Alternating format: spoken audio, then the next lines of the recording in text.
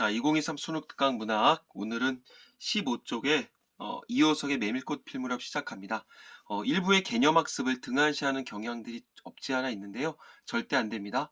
1부 개념학습, 2부 적용학습, 3부 실전학습, 단 한 작품도 버려서는 안 되고요. 우리 올해 같은 경우 136편의 작품들이 있는데 하나하나 꼼꼼하게 우리 친구들의 걸로 만들어 보길 바랄게요.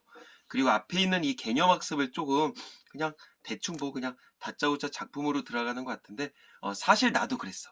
사실 나도 얘들아 이건 너네끼리 읽어봐 그랬었는데 그래서 되는 일 같진 않고 좀 기본에 충실하자 그런 마음으로 좀 심기일전해서 다시 시작한다는 마음으로 가봅시다.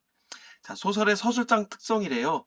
그러면 여기가 보니까 1강과 2강은 일단 오늘 내일 강의를 남길 텐데 1강과 2강에서는 시를 했었고 보니까 3강이랑 4강에서는 소설에 대해서 얘기를 하나 봐. 자, 그 다음에 보면 3강에서 소설의 서술상 특성, 그 다음에 4번에서는 소설의 내용 구성 요소래. 그럼 여기는 뭐 인사배, 말 그대로 이 구성에 인물 사건 배경이 있는 건 알 거 아니야. 그러면 서술상의 특성이라고 얘기를 하면 결국 어떤 이 소설의 어떤 형식에 대해서 얘기를 한다. 그런 식으로 해서 이 출제자께서 제목을 이렇게 짓지 않았을까 한번 생각을 해봅니다. 여기 보면 4번에서 인물사건 배경이라 했단 말이야. 소설의 3요소가 인물사건 배경이죠? 아니죠. 소설의 3요소는 주제, 문체, 구성이야. 그 정도는 알고 넘어가야 되겠지. 그리고 여기다 아예 적어놓을까? 주제, 그 다음에 문체, 구성. 이게 이른바 소설의 3요소겠죠? 그리고 이 구성의 3요소가 저 뒤쪽에 나와 있는 인물, 사건, 배경. 이런 식으로 되겠지? 그러면 우리가 이제는 뭘 해야 되는 거야? 주제가 뭐예요? 문체가 뭐예요? 구성이 뭐예요? 어떤 식으로 나눠져요? 그 다음에 이제 다음 시간에 여기 박시전을 보면서 인물, 사건, 배경에 대해서 차근차근히 가자. 그러면 되지 않을까? 자, 먼저 소설에서의 서술에 대해서 얘기를 해보자고. 자, 사건의 내용을 언어로 나타내는 행위와 결과를 뜻한대. 내용을 행위와 결과로 나타낸다고? 오케이. 근데 여기에서는 이야기의 구성이랑 이야기의 전달로 나눠진대. 아, 그럼 어떻게 구성하고 어떻게 전달하느냐. 그 얘기겠지? 이걸 내가 왜 보자냐면, 결국은 이게 출제 요소가 된다는 얘기야. 자, 다시 한번, 이야기에 어떤 식으로 구성이 될 것이며, 그 다음에 이야기를 어떤 식으로 전달을 해줄 것이냐. 그럼 뒤에는 뭐 구체적으로 나오겠지? 전자는 사건과 사건의 어떤 선후관계나 인과관계를 짜는 방법. 이게 어떤 구성이라는 얘기겠죠? 아, 구성. 우리가 흔히 구성은 플롯이라고 얘기를 하잖아. 이런 것들은 어떤 사건끼리의 어떤 선후관계, 인과관계를 짜는 방법이래. 그리고 후자, 이른바, 이건 뭐겠어? 어떤 전달은 시점과 거리, 사건과 인물 제시 방식, 그 다음에 문체 등에 대한 어떤 전략적 선택이랑 관련이 된대. 자, 그럼 한번 가볼게. 요 이야기의 전달은 시점과 거리, 그 다음에 사건 인물 제시 방법, 그 다음에 뭐 문체, 이거 좀 구체적으로 우리가 살펴볼 필요가 있겠죠. 자, 그러면 먼저 여기 이제 뒤에 걸로 가기 앞서서 그 우리가 아까 전에 요 앞에서 뭐 구성이라는 얘기를 했었잖아. 플롯이라고 했었죠. 그러면 이게 뭐 뒤쪽에 나올는지는 모르겠는데 사실 뒤쪽은 안 봤거든. 근데 일단 이 구성에 대해서 한번 얘기를 해볼 필요가 있을 것 같아. 어떤 뭐 나누는 기준은 뭐 여러 가지가 있을 수가 있겠지만 우리가 통상적으로는 그 우리 작품에서 어떻게 중심 사건의 가지수에 대해서 아니 소설 이렇게 적어. 자, 가지수에 대해 중심 사건의 어떤 개수라고 해야 될까? 그것에 따라서 뭐 단일 구성이라고도 보겠고 그 다음에 뭐 복합 구성으로도 나눠질 수가 있겠지. 사건이 여러 개 있으면 복합 구성이겠죠. 보통 뭐 현대 소설에서는 많이 복합 구성이 있겠고요. 고전 소설은 대부분 단일 구성이라고 보면 될 것 같아. 그리고 이제 여기에 뭐 이른바 피카레스크식 구성이라고 들어봤을 거야. 피카레스크식 구성. 뭐 어떤 서로 다른 이야기, 뭐 주제가 동일한데 뭐 이야기가 다르게 있어. 이른바 뭐 옴니버스라고도 우리가 비슷하게들 보는데 대표적으로 뭐 조세희 작가의 난소공 있죠. 그런 것들이 뭐 어떤 연작 소설 이런 것들을 갖고 있는 게 피카레스크식 구성이다. 이렇게 보면 되겠죠. 그 다음에 여기 보니까 뭐 이야기의 구성이라 했으면 어떤 진행 방식에 따라서 뭐 흔히 말하는 이제 평면식 구성 평면식 구성은 뭐 추보식 구성이라고 하는데 이거 내가 왜 얘기하냐면 이것도 모르는 친구들이 있어. 그래서 내가 얘기를 하는 거야. 자, 그 다음에 이제 입체식 구성. 뭐 입체식 구성.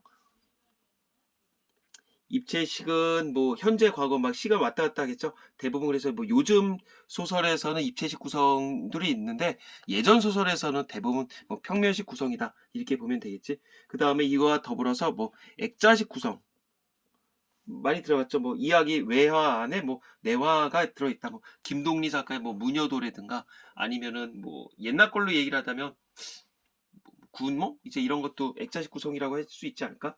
자, 그 다음에 이제 구성의 단계라고 하면 뭐 소설은 보통 어떻게 시작을 해? 발단, 뭐 전개, 위기, 절정, 결말 뭐 5단계잖아. 뭐 발단에서는 사건의 실마리가 제공이 된다. 그 다음에 뭐 전개에서 뭐 갈등이 표출이 되면서 사건이 구체화가 되고 그 다음에 위기에서 갈등이 심화가 되면서 그리고 어떤 사건 전환, 어떤 터닝 포인트가 만들어질 수도 있다 그랬었고 절정에서 갈등이 폭발이 되면서 해결의 실마리가 보이다가 말 그대로 어떤 결말에서 갈등이 짜잔 해소가 되고 나서 이제 인물의 운명이 결정되는 과정.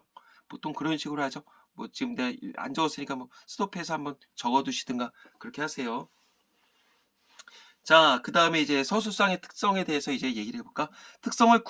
서술상의 특성을 구현하려면 시점에 있어야 된다는 얘기고, 그 다음에 사건을 어떻게 제시하냐, 그 다음에 인물을 어떻게 제시하냐, 그 다음에 문체가 어떠냐, 그 다음에 어조와 태도가 어떠냐에 따라서 서술상의 특성이 나타난다는 얘기지. 자, 그러면 이제 시점에 대해서 먼저 얘기를 해볼 필요가 있지 않을까? 시점. 자, 이야기 속의 인물 및 사건을 바라보는 서술자의 위치래. 그 다음에 이야기 전달 방법에 따라 이런 식으로 나눠지는데, 뭐 서술자가 작중 인물일 경우, 우리는 뭐 이거 뭐 이 정도는 알고 있지 않을까 하는 어떤 바람을 가져보지만 그래도 한번 얘기를 해볼까? 1인칭 주인공 시점 같은 경우는 뭐 자기의 이야기를 자기가 하다 보니까 일단 그 거리가 밑에 있나? 거리를 여기서 얘기할까?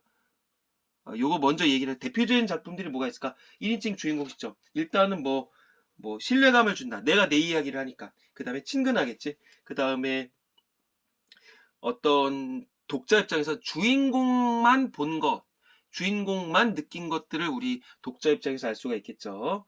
그래서 뭐 이문고의 관촌수필, 그 정도는 좀 알아둘 필요가 있지 않을까 싶어. 관촌수필. 외우란 얘기가 아니겠지만 한번 살펴보세요. 그 다음에 1인칭 관찰자 시점. 말 그대로 주변 인물에 대해서 얘기를 하긴 해. 그러니까는 인물의 초점 자체가 나라고 하면 안 되겠지. 일단 초점은 이제 주인공이 있다고 봐야 되겠죠. 그리고 이제 그 독자 입장에서는 그러니까 그 서술자가 아니라 어떤 내가 전달해주는 내용에 따라서 이제 그 어떤 주인공의 심리라든가 그런 거를 좀 추측 판단할 수가 있겠죠. 뭐 대표적으로 뭐 이청준의 소문의 벽, 그 정도 알아두면 될 것 같아. 이청준의 어떤 뭐 소문의 벽. 그 다음에 그 있었잖아. 사랑 손님과 어머니. 그 정도 보면 되겠고요. 그 다음에 전지적 서술자 시점, 뭐 전지적 작가 시점이라고도 얘기를 하잖아. 결국 어떤 뭐 서술자가 작품에 직접 개입을 한다. 그 다음에 인물에 대해서 어떤 뭐 논평까지 한다고 보면 되겠고, 하지만 이제 상상력이 제한이 된다는 뭐 그런 특성들이 있겠죠. 대부분의 뭐 어떤 고전 소설이라든가 아니면 뭐 황순원의 별, 이 정도 보면 되겠고요. 그 다음에 3인칭 관찰자 시점이라고 하면 어떤 작가가 외부 관찰자 입장에서 쓴다. 그러니까 굉장히 객관적으로 전달하겠죠. 객관적으로 전달한다. 그리고 어떤 좀 특성을 얘기를 하자면 현대 사실주의 문학에서 많이 쓰인다고 얘기를 하거든. 그래서 어떤 보여주는 거야. 이렇게 툭툭 보여주니까 독자 입장에서는 조금 그거를 상상의 나래를 펼 어떤 여지들이 많이 있다. 그래서 대표적인 것들 좀 김동인 작가의 감자 같은 경우가 대표적인 3인칭 관찰자 시점이더라. 이렇게 보면 될 것 같아.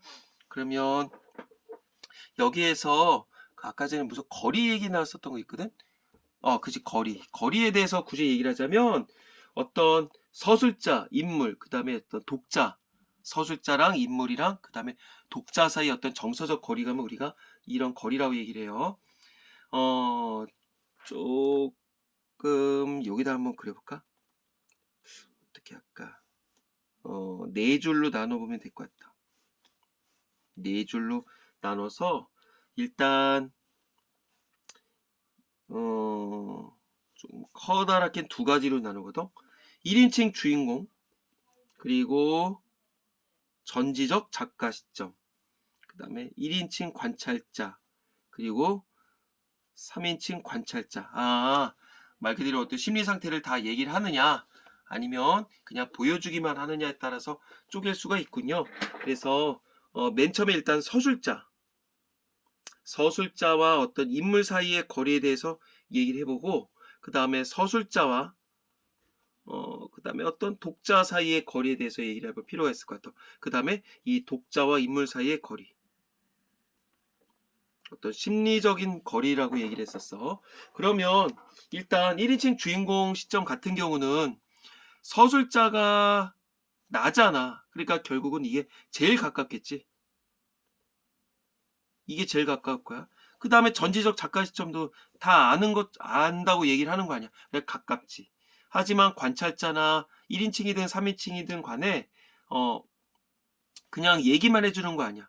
그러니까는 그 어떤 서술자가 있고 인물을 이렇게 말을 해주니까 거리가 멀지. 그 중에서도 3인칭 관찰자 시점이 거리가 제일 멀다고 할 수가 있겠죠. 자, 그러면 서술자와 독자 사이를 가볼게. 1인칭 주인공 시점은 서술자가 내 이야기를 하고 있는 거 아니야. 내 이야기를 하고 있고, 그러니까 그거를 읽는 거 아니야. 그러니까 네 이야기 네가 하고 있어? 나는 네 이야기를 듣는 거네. 그러니까 가깝지. 그리고 이쪽은 똑같아. 서술자가 저 사람이 얘기를 해주고 있는 거 아니야. 야, 너 제 얘기 좀 해줘 볼래? 그랬더니 서술자가 이 사람의 얘기를 나한테 해줘. 그러니까 멀지. 자, 그리고 독자랑 인물 사이. 독자랑 인물 사이는 어떨까? 1인칭 주인공 시점 같은 경우는 내가 내 이야기를 하는 거야. 내가 내 이야기를 하는 거니까, 나를 제외한, 이야기 속에 있는 나를 제외한 사람들하고, 그 다음에 독자 사이는 거리가 멀까, 가깝까? 멀겠지. 왜? 서술자가 나일 때 내 이야기를 하니까 내가 아닌 다른 사람의 심리는 독자가 생각을 해야 되는 거 아니야? 그러니까 멀지. 천지적 작가 시점도 마찬가지겠고, 그 다음에 3인칭이나 1인칭 관찰자 시점 같은 경우는 결국 독자 입장에선 이제 이야기를 풀어가. 근데 얘가 얘 이야기를 바라보면서 얘기를 해주고 있거든. 그러면 우리 독자 입장에선 얘 심리 상태를 계속 우리가 이제 어떻지, 왜 저러지, 왜 이러지 생각을 할 거 아니야. 그게 가깝지. 이렇게 설명을 해주면 우리 친구들이 좀 알 수 있지 않을까 싶어요. 됐죠? 자, 글씨가 보이냐? 다음에 가볼게. 사건과 인물 제시 방식에 대해서 얘기를 하는데, 서술자가 사건이나 인물을 드러내는 방식, 말하기, 텔링, 보여주기로 나뉜다. 자, 말하기는 서술자가 자신의 목소리 직접 사건, 성격, 상황, 설명, 해석, 요약, 논평한다. 얼마나 친절하냐. 참 좋은 책이야. 자, 그러다 보니까 말하기 방식 중에서 이른바 이른바 뭐 텔링, 이렇게 말해주기 같은 경우는 어떻다. 결국 어떤 지금 분석을 해준다. 뭐 그 다음에 뭐 논평적이다. 그러니까 좀 간단하기는 해. 우리 입장에서 좀 간단하게 볼 수는 있겠지만 좀 구체적이진 않지. 구체성은 떨어진다는 특징이 있겠지. 쟤는 어떻다. 쟤는 어떻다. 이렇게 얘기를 해주고 있는 거니까. 자, 그 다음에 보여주기 같은 경우는 말 그대로 서술자가 인물의 말을 인용한데, 그러니까 이거는 좀 간접 제시라고 우리가 많이 얘기를 하죠. 말하기는 직접 제시, 그 다음에 보여주기는 간접 제시. 간접 제시다 보니까 말 그대로 보여줘야 돼. 그러면 극적이라고도 얘기를 할 수가 있겠고, 뭐 장면적 제시, 이렇게도 우리가 얘기를 할 수가 있을 거야.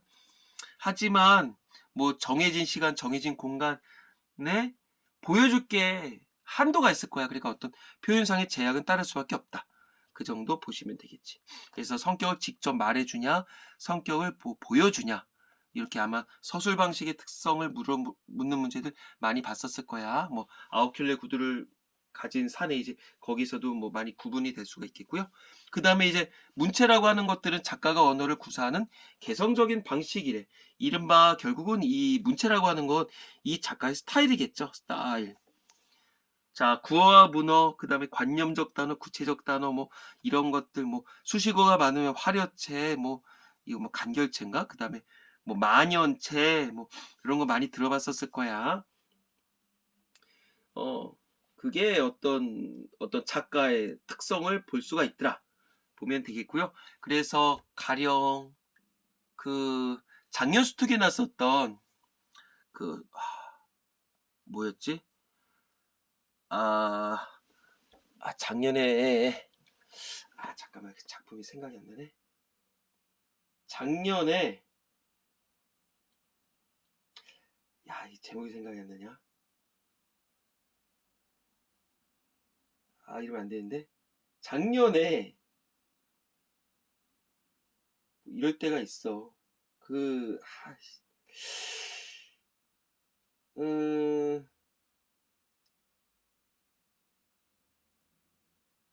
모르겠다. 자, 기억이 안 나. 일단, 자, 넘어갈게. 유난히 문장이 긴 소설들이 있죠.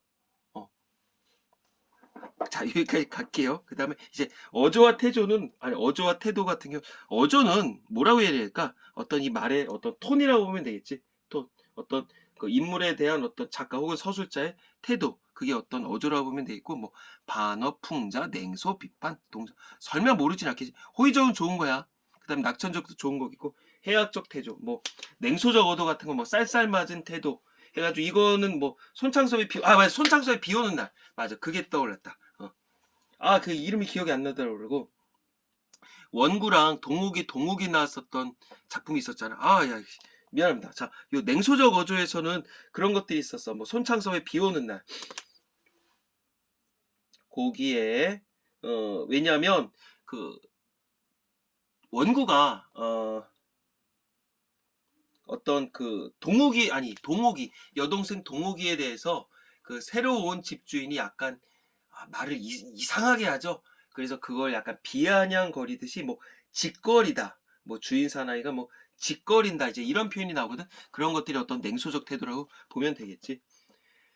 그 다음에 뭐 반어적 어도 같은 경우야 뭐 제일 유명한 경우 뭐 현진건의 뭐 운수 좋은 날, 뭐 그렇게 뭐 운이 오늘 괴상하게 오늘은 뭐 운수가 좋다고 하더만, 이제 뭐 그런 거라고 보면 돼 있고, 해악은 어떤 단순한 전 웃음이니까 해악적 어조는 대표적인 거 뭐 김유정의 뭐 봄봄, 뭐 그래서 뭐 익살 해악 그런 게 나타난다.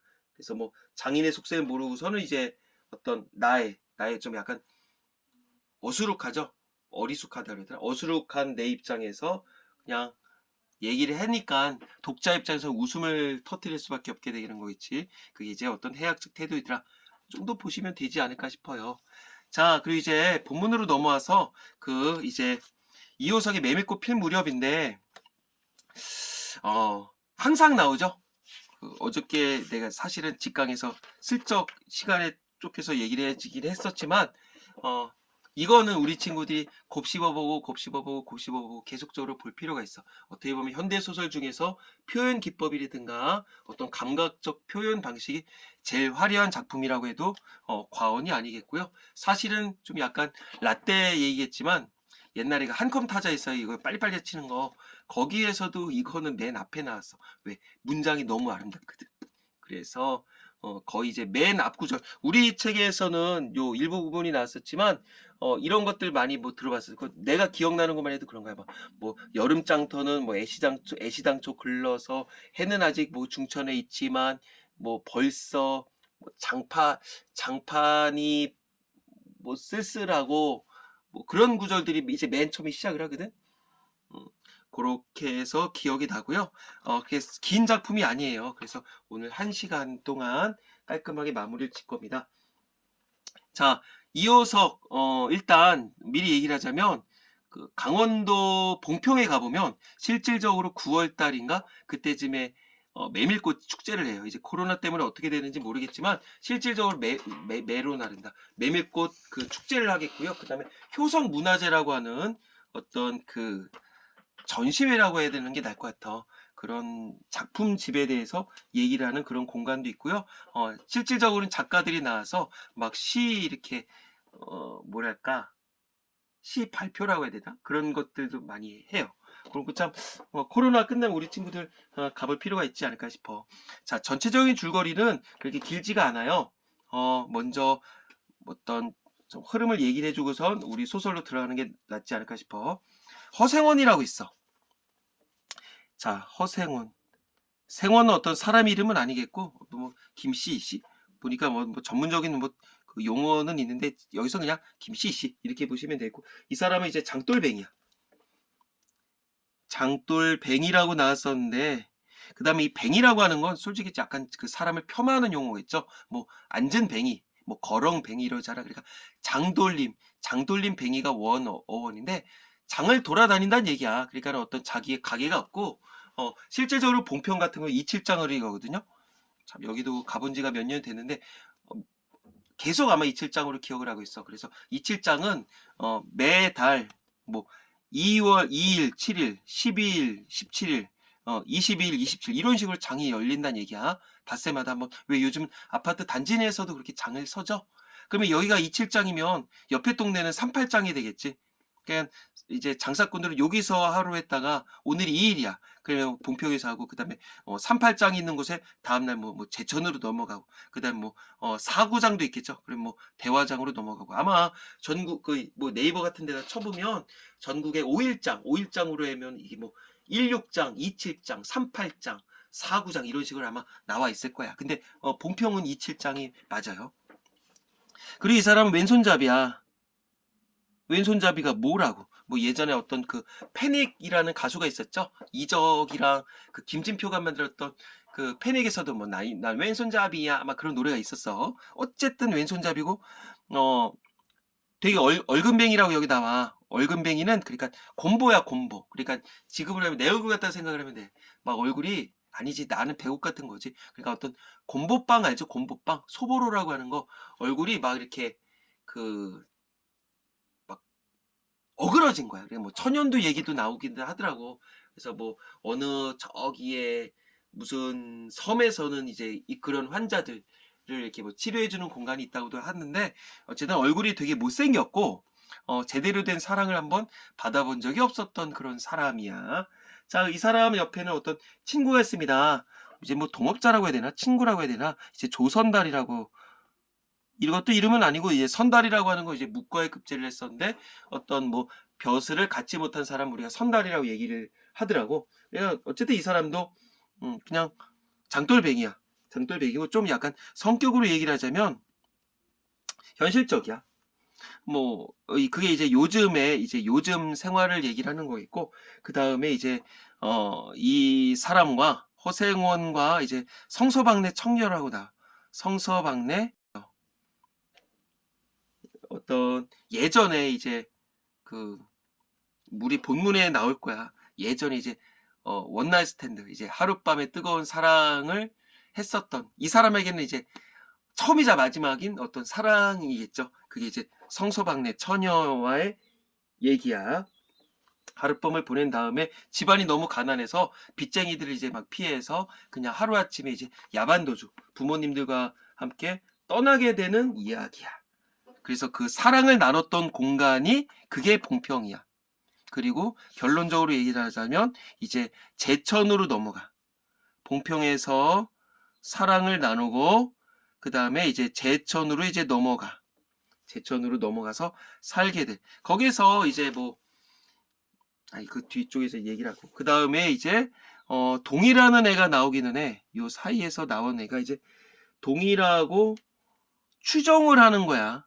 되게 키도 크고 잘생기고 근데 얘가 왼손잡이야. 왼손잡이라는 하나 이유로 인해서 이 사람은 얘한테 어떤 뭐 혈육의 감정 너가 내 아들일 수도 있겠구나. 그런 걸로 얘기를 하지만 그거는 독자한테 맡기는 거야. 그래서 뭐 여운을 준다. 뭐 아들일 수도 있다는 어떤 뭐 암시를 한다. 이제 이런 식으로 우리가 얘기를 해요. 자, 한번 문제를 본 다음에 이제 좀 전체적으로 중간중간에 좀 중요한 얘기를 해줄게요. 자, 1번 A의 서술상 특징으로 가장 적절한 거. 자, 서술상 특징을 묻는 건 현대소설에서만 나와. 고전소설에서는 서술상의 특징을 물어볼 이유가 없어. 왜? 거의 다 평면적이거든. 그러니까 여기 뒤에 보면 뭐 박시전이 나와 있지만 여기서는 뭐 여기 배경이 여기 나왔었네. 여기서 몇 번 보고선 갈까? 자, 일단 서술상의 특징에 대해서 나왔었고요. 여러 인물을 서술자가 설정한다. 이야기 밖의 서술자가, 특정 인물의 서술자가, 이야기 밖의 서술자가 부도덕한 인물을 서술자로 설정한다. 됐고, 그 다음에 윗글의 인물에 대한 설명으로 적절하지 않은 것은, 자, 우리 친구들이 소설을 읽으면서 뭐 아마 실전에서 문제가 나왔을 경우 소설은 기니까 길다는 이유로 그냥 등한시하고 이 작품 버릴게요. 이런 애들도 없지 않아 있어. 또 혹은 본 작품이라고 하면 저희가 알아요. 근데 막상 뚜껑을 열어놓으면 내가 봤었던 그 지문이 아니거든. 다른 부분이거든. 그럼 그때부터 제가 봤던 지문이 아니에요. 버릴래요. 이렇게 얘기를 하는 친구들도 있어. 절대 안 돼요. 자, 허생원은 조선달은 그 다음에 뭐 성서방네 처녀 조선달 어떤 그 등장인물의 성격에 대해서 물어보나 봐. 자, 그 다음에 보기는 수업의 한 장면인데 선생님이 질문에 대한 학생의 답변을 써보랜다. 자, 사실은 우리 실전에서는 이렇게 서술형 문제가 나오지는 않죠. 좀 좁네. 자, 선생님 어떤 비평가는 이호석 작가에 대해서 소설의 형식을 가지고 있는 시를 읊는 작가라고 평가했던데요. 야, 이런 비평가 어떤 비평가인지 이제 존경스럽다. 맞죠? 작품만 소설이죠. 거의가 아니라 어떤 시에 육박하는 그런 아름다운 어떤 표현 기법들을 많이 쓴 작품이 메밀꽃 필 무렵이다. 이건 100번, 1000번 읽어도 재밌어. 내가 그걸 아직까지 외우지 못한다는 것에 대해서 스스로 조금 창피할 뿐이야. 자, 선생님이 얘기를 합니다. 이효석 작가의 소설에서 서정적이고 감각적인 문체가 그만큼 돋보이기 때문이에요. B를 한번 볼까요? B가 어딨냐? 이거는 뭐 지금 수능에 2번인가 나왔었던 걸로 기억하거든. 근데 이건 그냥 갑이야. 표현 기법의 갑이야. 이렇게 보면 돼. 자, B를 한번 볼까? 작가는 세 사람이 걷는 밤길의 풍경을 한 포의 그림을 그리는 것처럼 아름답게 묘사를 하고 있어요. 자, 우리 재혁이 같은 경우도 이걸 한번 좀 우리 그림으로 한번 좀 남겨봤으면 좋겠어. 아무리 그림으로 남겨도 여기에 표현 기법보다 아름답지는 않겠지만 우리 미적 감각을 풍부하게 살려서 좀 한번 작품으로 남겨봤으면 좋겠어. 우선 밤중을 지난 무렵인지 죽은 듯이 고요한 가운데 펼쳐진 우선 밤중을 지난 무렵인지 죽은 듯이 고요한 그 가운데 펼쳐지는 여러 색채의 뒤섞임이 눈에 띈대. 자, 여러 색깔이 나오나봐. 어떤 소재를 통해서 어떤 색채를 드러내는지 설명할 수 있지 않을까요? 그렇게 물어보고 있어. 자, 그러면 한번 이제 흐름을 전체적인 파악을 한 다음에 이제 한번 중간중간 얘기를 하는 방향으로 갑시다. 자, 그 다음에 먼저 포커스를 맞춰야 되는 게 뒤쪽에 이게 있었구나. 자, 배경을 가시면 요거는 이제 다음 시간에 얘기를 하겠지만 배경. 자, 공간적 배경은 사건이 일어나는 곳의 지리적 위치래. 당연히. 그리고 시간적 배경은 말 그대로 어떤 연출, 사건이 벌어진 시대, 그 다음에 시기, 계절, 밤, 낮 이런 식으로 나눠질 수가 있었을 텐데 이호석의 메밀꽃 필무렵에서는 이 배경의 역할이 그 어떤 작품보다도 중요하다고 볼 수가 있어. 시간적으로 얘기를 하자면 이제 달밤이겠죠. 달밤이겠고 공간적으로는 봉평 그리고 제천이 있고야. 봉평에서는 뭐가 있었다? 어떤 성서방네 처녀와 이 조선달 아니 조선달인데 큰일 날 뻔했어. 허생원과의 어떤 뜨거운 하룻밤의 사랑 이야기가 있었고요. 제천에서는 이 동이가 태어나는 공간이더라. 이렇게 보면 될 것 같아. 그 다음에 산 중턱을 넘어가고 달이 노랗게 떠 있는데 이 노란 게 완전히 뽀얗 노랑이 아니라 완전 좀 무서울 정도로 센 노란 달빛 거의 보름달에 가까운 달빛이 떠 있는 그런 공간이더라. 이렇게 보면 될 것 같아. 자, 그 다음에 사회현실이나 역사적 상황을 나타내는 사회적 배경도 있겠고요. 그 다음에 이런 뭐 심리적 배경, 그 다음에 뭐 상징적 배경, 그 다음 배경의 기능, 자, 어떤 개연성을 부여하기 위한 장치다. 근데 분위기를 조성한다. 그 다음에 주제 구현에 기여한다. 그 다음에 생동감 느끼게 한다.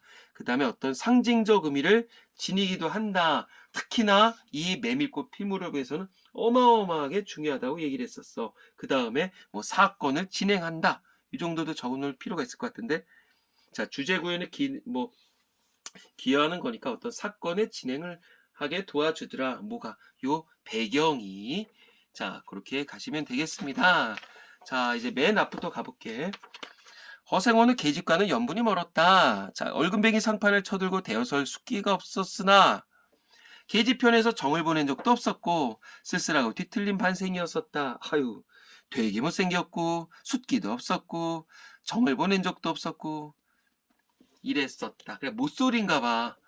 충주집을 생각만 해도 철없이 얼굴이 붉어지고 발밑이 떨리고 그 자리에 소스라쳐버려. 아, 참, 충주집을 얘기를 안 했구나.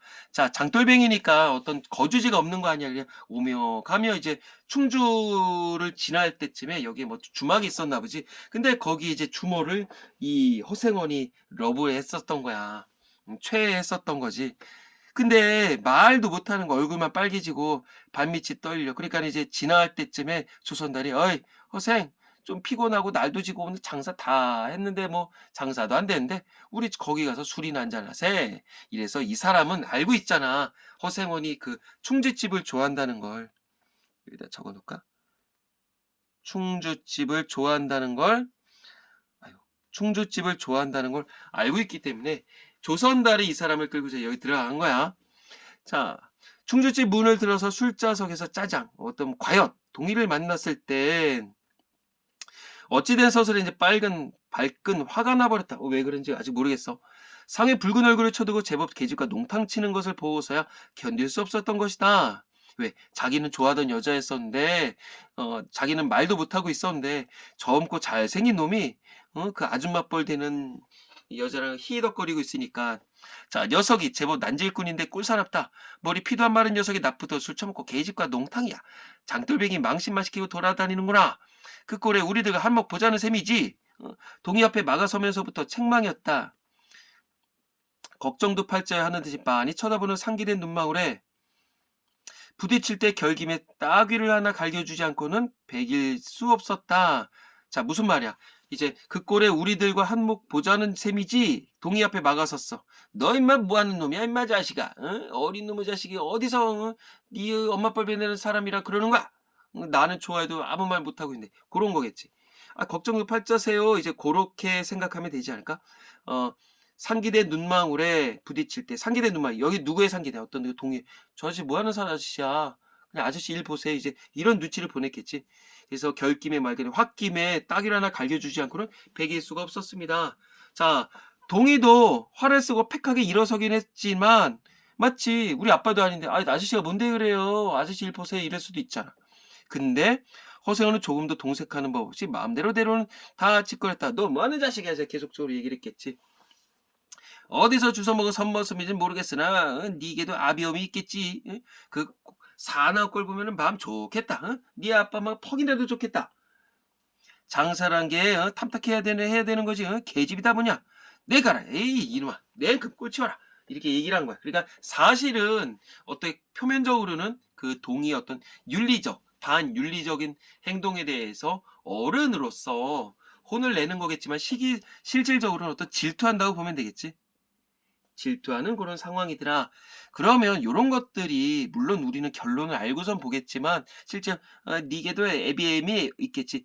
동의의 입장에서 이 말을 들었을 때 상처가 되겠지. 만약에 동의의 입장에서 아비나 엄마가 없다고 하면 이런 것도 우리에게 주는 어떤 은근한 암시일 수 있겠더라.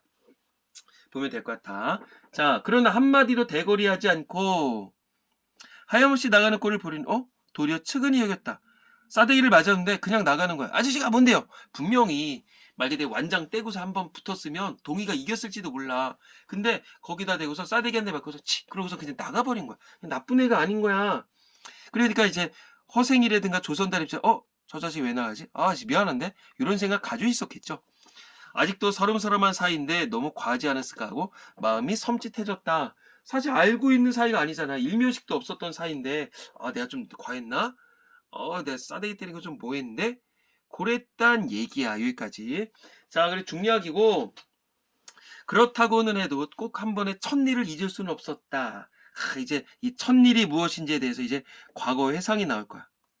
과거 회상이 나올 건데, 자, 일단 요 사이에 무슨 일이 있었냐면, 얘가 나갔잖아. 이 주막에서, 충주집에서 나갔었는데, 동희가 나가선 헐레벌떡 막 뛰어들어와. 그러면서, 아저씨, 큰일 났어요. 아이, 뭐 하는 거야? 그랬더니, 왜 그래? 그랬더니, 아저씨네, 당나귀 타고 다니잖아. 왜, 너무 먼 길을 혼자 걸어 다닐 수는 없을 거 아니야. 그래서, 뭐, 허생원이나 조선다리나 동이나 다 한 마리씩의 어떤, 지금으로 얘기하면 그 자차가 있었던 거야. 그 당나귀를 타고 다녔었는데, 아저씨는 당나귀를요, 수컷이었거든? 수컷 당나귀를요, 애들이 막 지금 장난질 치고 있어요. 막 거기 막 그냥, 쑤시고 있고요. 막 꼬챙이 갖다가 막 괴롭히고 있어요. 근데 사실은 그게 어땠었냐면 이 사람이 타고 다니 여기다 이제 비슷한 걸 해서 나귀라고 적어놓게. 나귀 비슷하게 생겼어. 둘 다 못생겼어. 이 사람도 못생겼고 나귀도 그만큼 못생겼어. 그러니까 나귀라고 하는 이 어떤 그 동물 뭐 사물이라고 해야 되나, 나귀라고 하는 이 존재 자체가 허생원의 하나의 분신과도 같다고도 봐도 과언이 아니야. 왜? 너무나 유사하게 생겼었고 그 다음에 행동까지 비슷하거든. 그러니까는 그 예전에 이제 뭐 본문에 이게 나오는지 모르겠는데, 예전에 이제 이 당나귀 허생원이 갖고 있는 당나귀 같은 경우도 강릉집 피막, 강릉집 암컷 당나귀한테 새끼를 베게 됐거든. 그러니까는 당나귀 입장에서도 원나잇이었던 거야. 근데 이제 허생원도 그런 식으로 이제 성소방내처녀와 어떤 사랑을 나눴던 거 아니야. 그렇기 때문에 여러 가지 면에서 어떤 조금 유사성을 갖고 있더라 보면 돼. 근데 사실은 밖에서 어떤 일이 있었냐, 이제 이 낙이 허생원의 이게 수컷 당나귀가 옆에 암 당나귀가 지나가고 암컷 당나귀가 막 지나가고 있는데 거기다 막 혼자 흥분한 거야. 그래서 막 발버둥을 치고 있으니까 지나가던 애들이 보고서 야 저거 봐라 그래서 이제 놀리던 차였던 거야. 그러면 이 동해 입장에서는 그냥 자기 볼일 보고 나가도 되는데 그걸 갖다 이제 와서 이제 얘기를 해주니까 당연히 허생원이나 조선달 입장에서 고마울 수밖에 없겠죠. 그리고 더구나 아까 전에 싸대기 때린 것도 있으니까 자네 이리 오시게 한번 술 한잔 하시면서 이렇게 좀 같이 가보면 어떨까, 이렇게 이제 인연이 맺어진 거야. 자, 가봅시다. 그렇다고 해도 꼭 한 번에 첫일을 잊을 수는 없었다. 자, 이제 슬슬 과거 예상이 날 거야. 뒤에도 처음에도 없는 단 한 번의 괴이한 인연. 뒤에도 처음에도 없는 그냥 한 번, 그냥 인생에 딱 한 번밖에 없었던 정말 괴이한 인연이래. 봉평에 다니기 시작한 젊은 시절의 일이었으나 그것을 생각할 적만은 그도 산보람을 느꼈다. 일생일대 단 한 번밖에 없었던 화려하고 아름다웠던 추억이기 때문에 이 사람에게는 산보람을 느낄 정도로 좀 아름다웠다 보시면 되겠죠. 자, 봉평이야. 아이, 달밤이었으나 어떻게 해서 그렇게 됐는지 지금 생각해도 도무지 알 수가 없어. 뭐야, 뜬금없어. 허생원은 오늘 밤도 또 그 이야기를 끄집어내려는 것이다. 그러니까 이거 얘기랑 아이 그냥 지나가다가 밥 먹고선 뭐 막걸리 한 잔 이렇게 지금 쩝쩝거리면서 그 달밤이었으나 어떻게 해서 그렇게 됐는지 지금 생각해 도무지 알 수가 없어. 그러면 조선달은 여기 분명히 또 그 이야기를 그러니까 수십 번 수백 번도 들었을 거야. 조선달은 친구가 된 이래 귀에 못이 박이도록 들어왔단 거야. 어떤 이야기지? 하룻밤에 어마어마하게 아름다운 이야기를. 그렇다고 실증을 낼 수도 없었어. 왜? 너무 착한 사람이거든. 조선달. 허생원은 시침을 떼고 되풀이할 때로는 되풀이하고야 말았다. 그러니까 속으로는 저 새끼 저 얘기했죠. 저 새끼 저거 또 시작이네. 이러면서도 그 달밤에는 그런 이야기에 격이 맞거든. 그런 이야기, 어떤 뜨거운 사랑 이야기에 격이 맞거든. 이렇게 이제 그래도 맞장구를 쳐주는 좋은 사람인 거야. 자, 이 달밤이라는 얘기가 계속적으로 나올 거야. 그럼 여기서 있는 달밤은 뭐야? 어떤 과거에 어떤 일이 있었는지 나에게 연결해 줄 수 있는 어떤 매개체이더라. 이렇게 보면 되겠죠?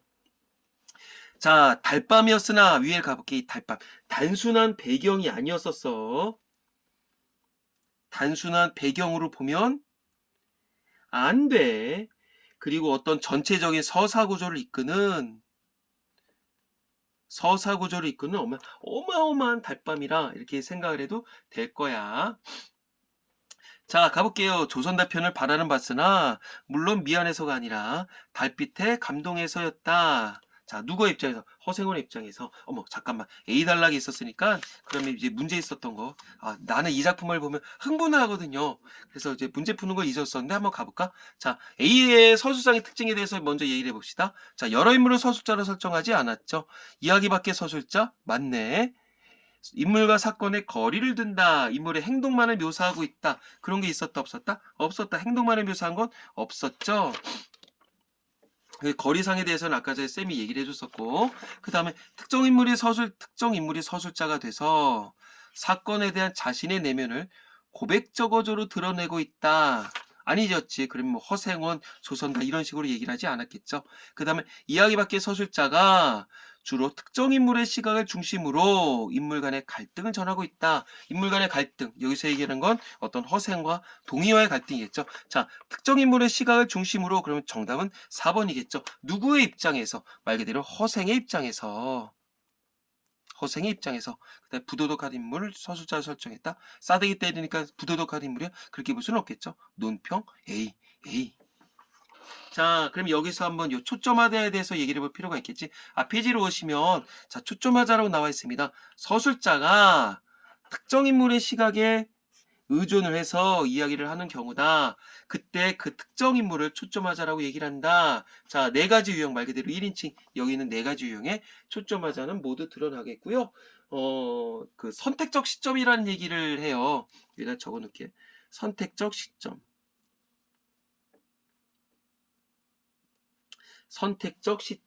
이런 식으로 얘기를 해주고 중간중간에 마치 여기서는 허생의 심리 상태를 그리는 것처럼 심리 상태까지 다 얘기를 해주는 거야. 전지적 작가 시점이라면서요. 근데 내가 얘네들을 바라보는 게 아니라 이 등장인물 중에서 한 사람의 심리를 얘기를 해주는 거야. 마치 나처럼이 아니라 이 사람의 심리를 고스란히 서술을 해주는 거지. 그게 초점하자야. 자, 그럼 이제 밑에 가봐야 되겠죠. 자, 허생의 입장에서 조선달편을 바라는 봤지만 물론 미안해서가 아니라 달빛에 감동해서였어. 자, 그러면 이게 달빛에 감동해서였다. 그러면 뭔가 지금 어떤 정신적인 결핍이 있어서가 아니라 정신적으로 지금 너무너무 좋아. 그래서 뭔가 얘기를 하겠지. 무슨 얘기? 이 꼭 한 번의 첫일. 그 다음에 달밤이었기 때문에 있을 수밖에 없었던 그 아름다운 일을 얘기를 하겠죠. 그러면 우리가 요 앞에 보면 시에서 무슨 결핍, 뭐 충일 그런 것들이 나오더라고. 그러면 이 달빛에 감동했다. 여기서 얘기하는 이 달빛은 조그마한 달빛이 아닐 거야. 일단 적어둘게. 어떤 뭐 충일한 뭐 생명력 이런 식으로 해도 과언이 아닐 것 같아. 그 다음에 뭐 사랑의 계기. 이 달밤이 오늘날의 달밤만 있는 건 아닐 거 아니야. 자, 지나가 볼게. 이지러는 젖지나 머리가 약간 살이 찌그러졌나 봐. 보름을 갓 지난 달은 부드러운 빛을 흐붓이 흘리고 있다. 그러니까 만약에 이거 그림을 그린다면 노랗게 동그란 달이라고 일단 해야 될 텐데 뿌옇게 뭐 월훈처럼 뭐 이렇게 뿌옇게 막 있는 거야. 그러니까는 너무 아름다우니까 얘기를 할 수밖에 없는 어떤 분위기가 형성이 되는 거겠지. 옛날 영화 80년대 초반에 있었던 E.T.라는 영화를 좀 봤으면 좋겠어요. 거기도 나중에 이렇게 E.T. 타고선 E.T.를 탄다. 자전거 타고선 E.T.랑 하늘로 날아가거든. 거기에서 이렇게 커다란 달이 보여. 근데 여기 옆에가 뿌옇게 뭐가 끼어 있는 거야. 그러니까 너무 분위기가 황홀해서 얘기를 할 수밖에 없게 되는 거지. 자, 대화 장터까지는 70리의 밤길. 심리가 4km니까 70리면 28km네. 고개를 둘이나 넘고 개울을 하나 건너고 벌판과 산길을 걸어야 된다. 아이고. 자, 길은 지금 긴 산허리에 걸려 있다. 아, 이게 내가 잘못된 기억인지 모르지만 달은 지금 긴 산허리에 걸려 있다고 내가 기억하고 있거든. 한번 내가 확인해 볼게요. 일단 길은 지금 산허리에 걸려 있다. 여기서 얘기하는 길은 뭐겠어? 지금 이 사람들이 가고 있는 그 길이겠지. 그러니까 뭐 아스팔트 타고서는 막 그냥 뭐 아우토반을 달리는 게 아니라 산길을 넘어가고 있는 거니까 이 사람들은 지금 산 중턱을 지나는 중이다. 이렇게 해설을 할 수가 있겠죠. 자, 산허리에 걸려 있고 밤중을 지난 무렵인지 죽은 듯이 고요한 속에서 짐승 같은 달의 숨소리가 손에 잡힐 듯이 들리며 진짜 이건 100번 1000번도 더 읽었었던 것 같아. 자, 짐승 같은 달의 숨소리가 손에 잡힐 듯이 들린대. 밤이 지나고 있는 거야. 근데 아무것도 안 들려. 어떤 부엉이 이제 그런 소리나 들리고 바람에 이렇게 싹 뭐 이렇게 뭐 풀잎 흩어지는 소리 들리고 그다음 뭐 중간에 파시락 뭐 그런 소리 들리겠지. 아무것도 안 들려. 그다음에 뭐 산길을 지나다 보면 이렇게 바람 소리 이런 거겠고 너무 아름다워서 커다라서 짐승 같은 달의 숨소리가 잡히듯이 나타난대. 자, 그러면 짐승 같은 달의 숨소리 일단 좀 우리는 학습을 하는 거니까 그 중요한 건 달의 숨소리가 느껴지진 않잖아. 근데 짐승 같은 달의 숨소리라고 말 그대로 어떤 달을 보면서 얘기를 하는 거니까 시각을 청각화해서 얘기를 했다고도 볼 수가 있겠지. 그러니까 둥그런 달, 너무너무 커다랗고 노랗고 화려하고 모든 걸 다 밝아 벗어야만 될 것 같은 그런 달인 거야. 이걸 짐승 같은 달의 숨소리가 들린다고 얘기를 했었으니까 시각의 청각과 이른바 공감각이 있다고 보면 되겠죠. 그 다음에 이제 활유법도 있겠지. 달이 숨을 쉬는 거니까 활유법. 그리고 콩포기와 옥수수 잎새가 한층 달에 푸르게 젖었습니다. 자, 달에 푸르게 젖었다. 말 그대로 어떤 이것도 말이 안 되겠죠. 그 다르게 젖었다. 푸르게 시각, 그 다음에 젖었다 촉각. 시각의 촉각화. 이것도 공감각이 있겠네. 자, 산허리는 온통 메밀밭이어서 피기 시작한 꽃이 소금을 뿌린 듯이 흐뭇한 달빛에 숨이 막힐 지경이다. 그럼 지금 만약 그림으로 그린다면 막 콩포기 옥수수 잎새가 한층 파랗게 푸르게 젖어 있어요. 그러니까 말이 푸른 거지, 약간 녹색 빛깔인 거지. 거기에다가 말 그대로 그 메밀밭에 소금 뿌린 것처럼 보여 있으니까 흰 색깔로도 이렇게 해줘야 되겠죠.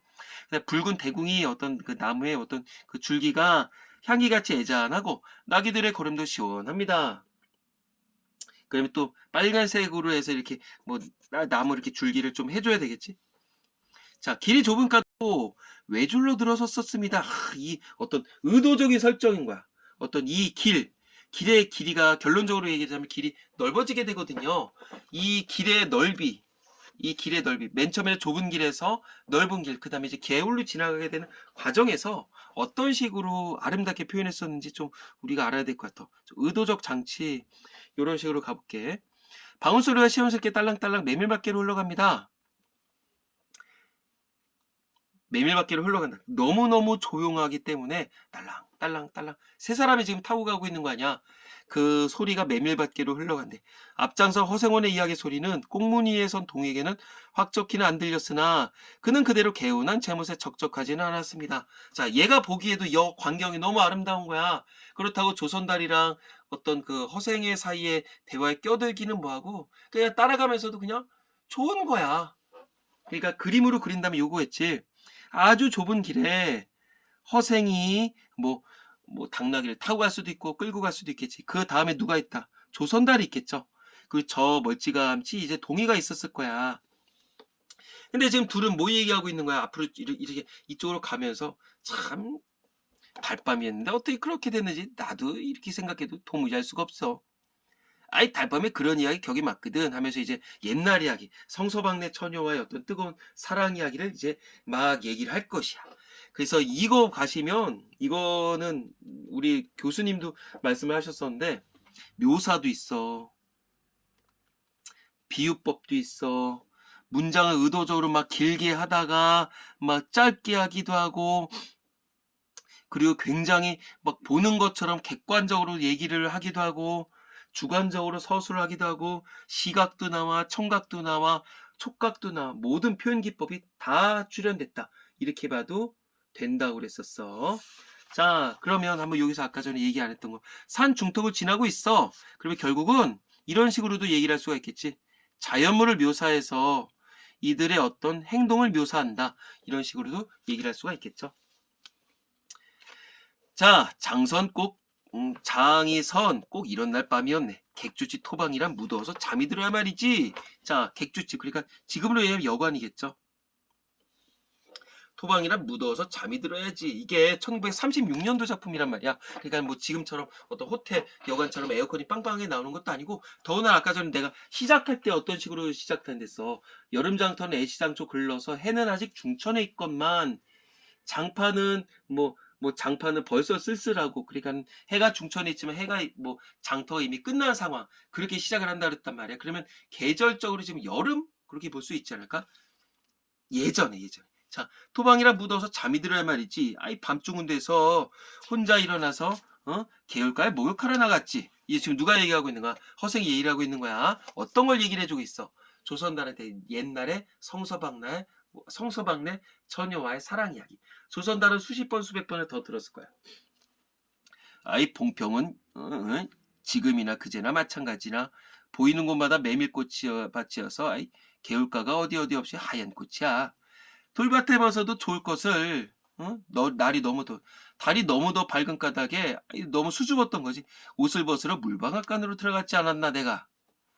이상한 일도 많지. 거기서 난데없는 성서방네 처녀와 마주쳤단 말일세. 봉평소 제일 가는 일색이었지. 제일 예쁜 여자를 거기서 만난 거야. 팔자 있었나 보지.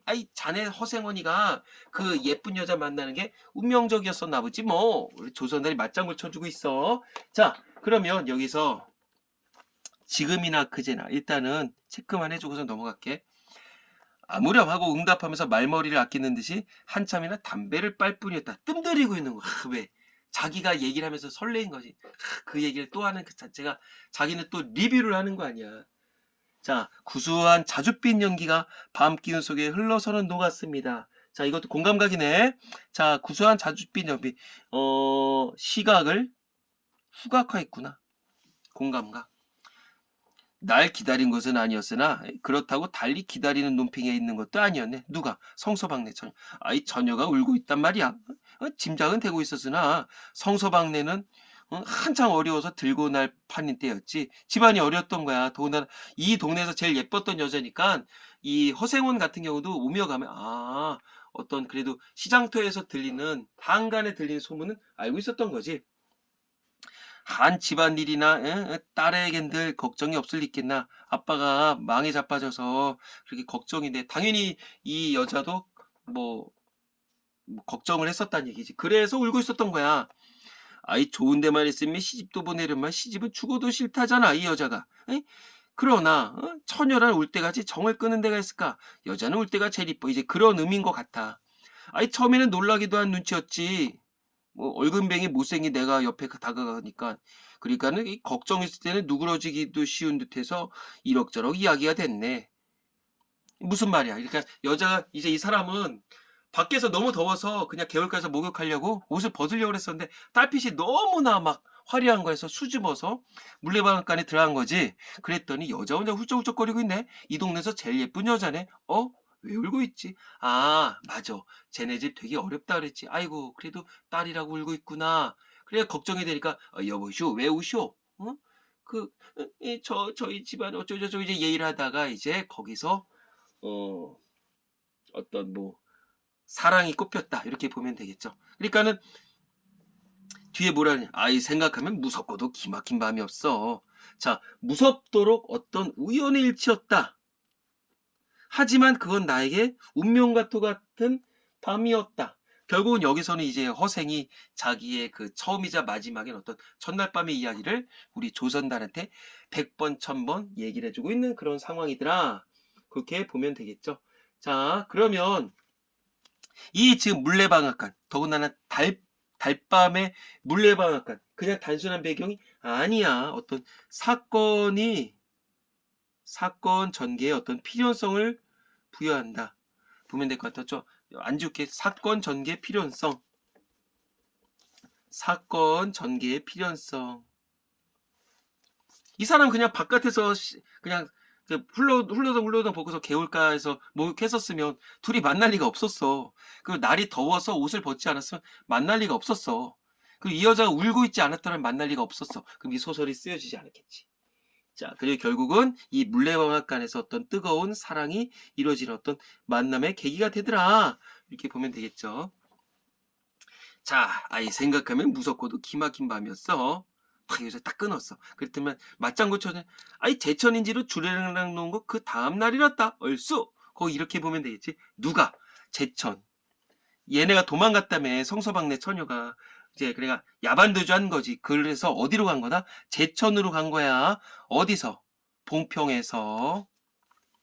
그 다음 장도막에는 어떤 그 다음 기간에는 벌써 웬 집안이 사라진 뒤였네. 그러니까 5일장 간격으로 왔다 갔다 하는 거니까 닷새 있다 또 여기 올 거 아니야. 그러니까 그 나흘 동안에 온통 집안이 사라진 뒤였대. 장파는 소문 발끈 뒤집혀 고작해야 술집에 팔려가기라 상수라고 처녀의 뒷공론이 자자들 하단 말이야. 그러니까 나는 이 사람 입장에선 너무나 아름다웠던 밤이었기 때문에 와서도 찾았을까 안 찾았을까. 그 성서방네 처녀 분명히 찾으려고 했었을 거야. 근데 보이질 않아. 더군다나 막 걔네 이렇게 도망갔대. 술집에 팔려갔대. 이런 소문이 돈다는 얘기죠. 제천장판을 몇 번이나 뒤졌겠나. 왜? 찾아야 되니까. 보고 싶으니까. 하나 처녀의 꼴은 꽁 구워 먹은 자리야. 흔적조차 없단 얘기야. 첫날 밤이 마지막 밤이었지. 그때부터 봉평이 마음에 든 것이 반평생을 두고 다니게 되었네. 평생이 늘 잊을 수 있겠나? 그와의 어떤 뜨거운 사랑을 잊을 수가 있겠는가? 자, 그 봉평은 어떤 공간이다? 이 사람한테 어떤 사랑이 이루어진 공간이더라. 수좋았어. 자네 잘했어. 그렇게 신통한 일은 쉽지 않거든. 항용, 항시들, 흔히들, 못난 것 얻어서, 못난 것 얻어서 새끼 낳고 걱정 들고 생각만 해도, 진절이 났지. 근데 늙으마까지, 장돌뱅이도 지내기도 힘든 노릇 아닌가. 난 가을까지만 하고 이생여야도 하직 가려네. 대화쯤에 조그만 전방이나 하나 버리고선 식구들을 부를 거야. 사시상철 뚜벅뚜벅 걷기 여간 이래야지 너무 힘드네. 그러니까 이 사람은 정착을 하고 싶은 거야. 누가? 정착, 소망 적어놓으면 될 것 같아. 누가? 조선달의 입장에서는 정착을 하고 싶은 거지. 자, 그랬더니만 허생이 뭐래? 예처녀 하나 만나면 같이 나서가. 예처녀 누구야? 성서방네 처녀겠지. 난 거꾸러질 때까지 이 길 걷고 이 길을 걷고 저 달을 볼 테야. 왜? 저 달을 볼 때마다 그 사람의 어떤 성서방네 처녀가 떠오른다는 얘기죠. 결국 이 허생은 자기의 운명을 받아들이는 거야. 어떤 뭐랄까 어떤 장돌뱅이로 살 수밖에 없는 그 운명을 받아들이는 사람이다. 이렇게 보면 되겠죠.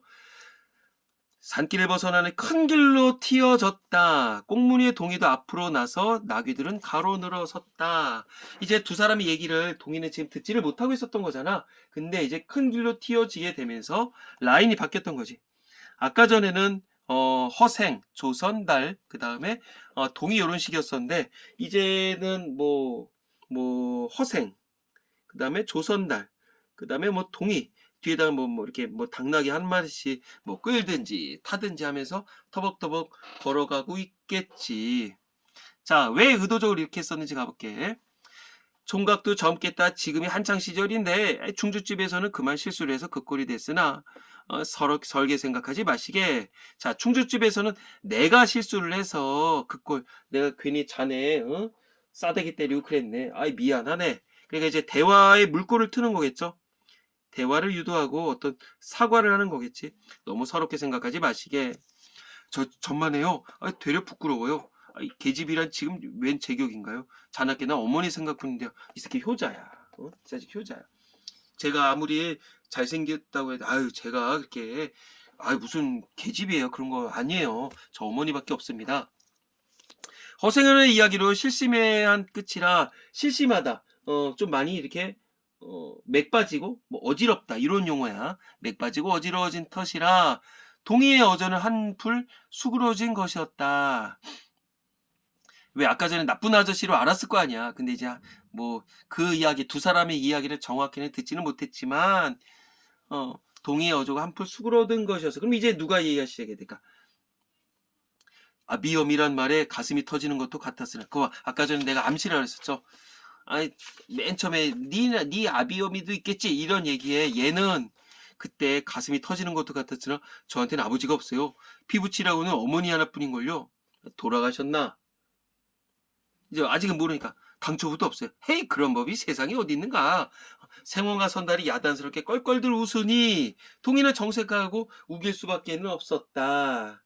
자, 지금 공간이 이렇게 넘어온다 그랬었어. 그래서 이제 문제를 풀고선 요 뒤이야기를, 나 흥분했다. 요 뒤이야기를 해줄게요. 윗글의 인물에 대한 설명을 적절하지 않은 것은 허생원은 충주집에 대한 호감을 갖고 있었지. 근데 조선달은 장돌뱅이 생활의 어려움을 언급하며 정착의 의지를 드러내고 있었지, 이쪽에서. 그 다음에 산길을 벗어난 직후 동의의 실수를 지적하는 허생원에게 동의는 사과한다. 동의의 실수를 지적하는 게 아니죠. 내가 너에게 실수해서 미안하다, 그 얘기겠죠. 성서방내 처녀와 인연으로 인해서 허생원은 봉평에 대한 애착을 지니고 있다. 조선달아 허생원은 여러 번 들은 이야기를 실은 내세우지 맞장구를 치며 듣는다. 속으로는 미칠 거야. 자, 다음에 이거 3번 문제 아까 전에 무슨 어떤 색채를 썼다. 여기에 푸른 거, 흰색, 그 다음에 붉은색, 그 정도 적으면 되겠죠. 자, 이 작품의 전체적인 특징에 대해서 그러면 굳이 먼저 얘기를 하자면, 일단 소재들 자체가 향토적이야. 향토적 소재. 그 다음에, 시점을 먼저 얘기를 했지. 전지적 작가 시점. 1936년대. 전지적 작가 시점. 그리고 중간에 이제 초점화자가 나온다 그랬었어. 그 다음에 배경의 역할, 단순한 배경이 아니라 분위기를 형성한다, 사건을 진행한다, 그 다음에 주제를 형성한다. 그래서 배경. 여기서 어떤 그 달밤을 의미하는 거겠죠? 달밤. 이 달밤에 대해서 제일 중요한 게 이제 달밤인데, 사실은 이 달밤이라고 하는 건 어떤 두 가지 의미를 지니고 있다, 이렇게 볼 수가 있겠지. 두 가지 의미. 거기다 어떻게 적어놓으면 될까? 좀 우리가 보통 좀 이중적 구조라고 얘기를 하거든. 어떻게 정리를 하면 될까? 둘 다, 여기다 과거, 현재 이렇게 적어놓으면 될 것 같아. 과거에 달밤에 과거에 누구랑 누가 어떤 일이 있었어? 허생과 어떤 성서방네 처녀와의 어떤 사랑 이야기가 있었었죠. 어디에서? 물방앗간에서.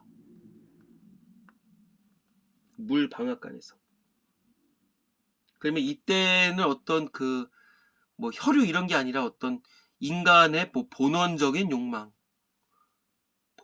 욕망과 어떤 사랑, 이런 이야기에 있었던 거, 이 달밤에.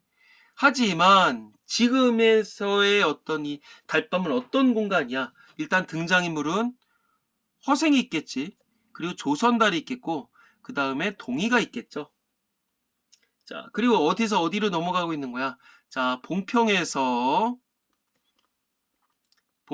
어떤 대화 장터로 넘어가는 그 산길이더라.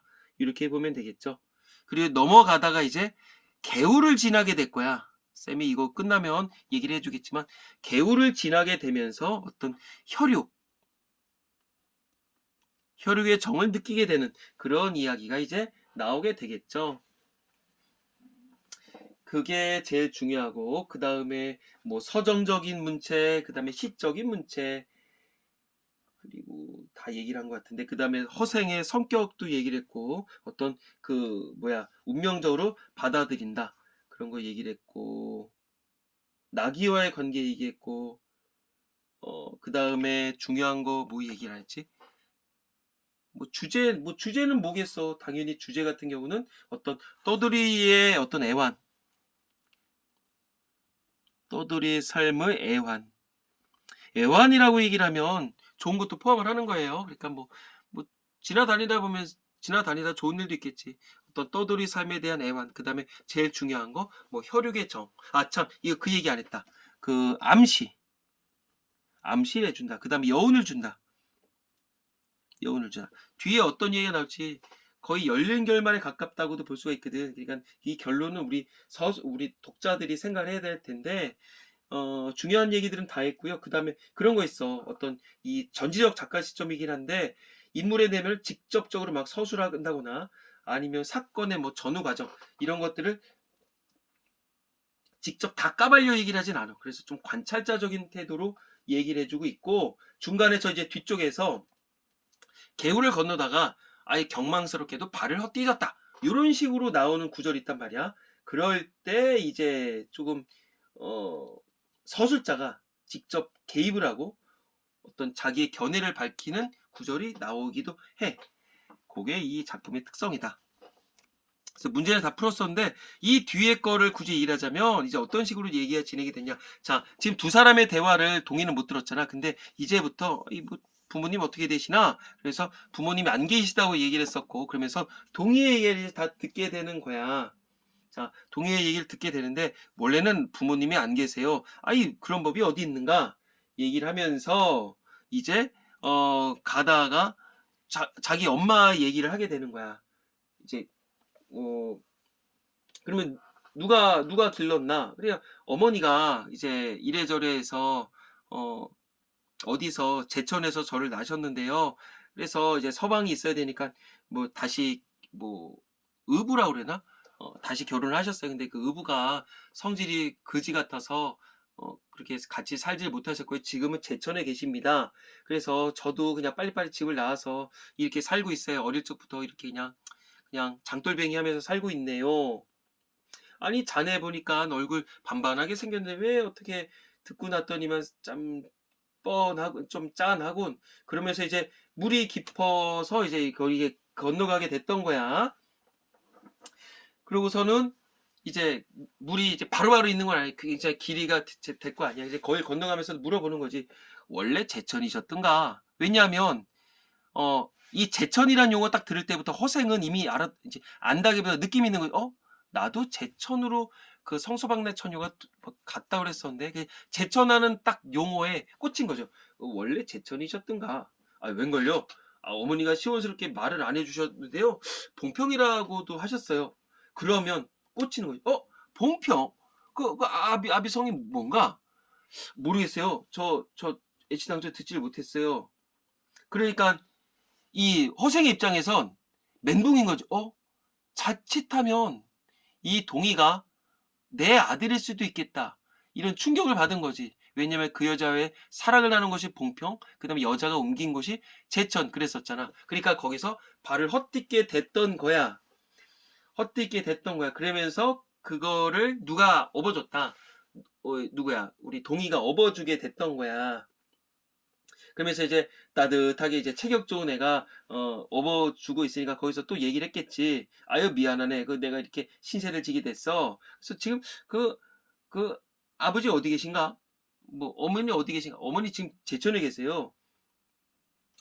뭐 언제쯤에 봉평으로 오신댔어요. 그랬더니 이제 또 허생이 얘기를 하는 거죠.